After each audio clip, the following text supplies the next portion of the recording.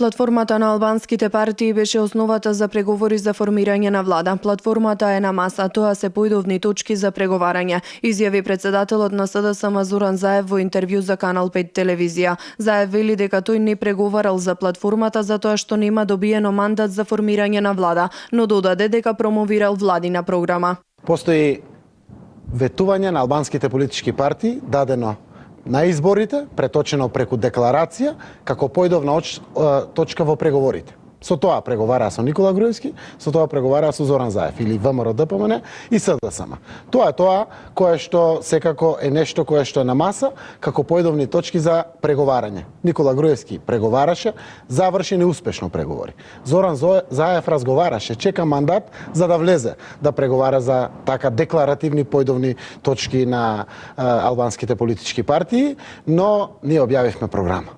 За нас повеќе не постојат партиски програми, платформи, декларации или било што. Има програма на влада, која што е 100% интерес на граѓаните на Република Македонија. Коментирајќи го изборот за нов председател на Собранието, Заев вели дека Талат Џафери е еден од посериозните кандидати за председател на Собранието на Република Македонија, затоа што поседувал најголемо искуство во работењето на парламентот. Ние имаме наши кандидати, господинот Талат Џафери е кандидат, партијата БС има свој кандидат, господинот Џафери е еден од посериозните кандидати. Зошто? Заради тоа што поседува најверојатно од сите други кандидати кои што се наразгледува најголемо искуство во работењето на парламентот и верувам дека има одлични шанси. Во синоќешното интервју Заев зборуваше и за отпочнување на преговори за членство во Европската унија. Беше Могерини, дојде комесарот Хан, испратија многу мотивирачки пореки за Македонија.